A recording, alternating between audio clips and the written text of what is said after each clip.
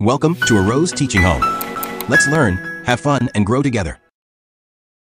এখন আমরা 4 নম্বর অঙ্কটা দেখি।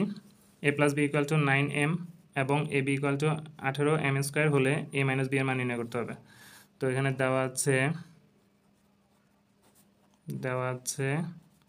a + b = 9m, ab = 18m²। তো আমাদেরকে মান বের করতে হবে a - b।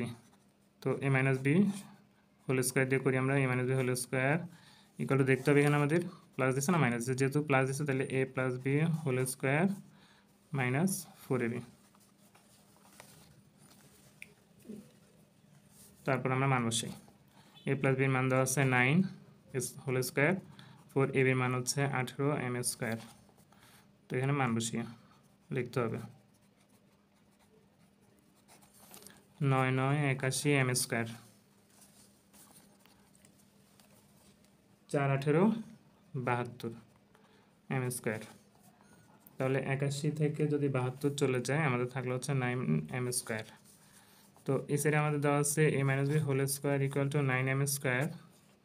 তো আমরা দেখি এখানে আমরা a - b এর মান বের করতে বলছে, তাহলে আমাদের সিস্টেম ওয়াইজ যখন স্কয়ার থাকে তখন রুট ওভার হয়ে গেলে ওইটা প্লাস মাইনাস হিসেবে চলে যায়। তাহলে প্লাস মাইনাস দিয়ে দিলাম। আর এখানে হচ্ছে 9-এর উপরে রুট 9-এর বর্গমূল সংখ্যা হচ্ছে 3 আর m।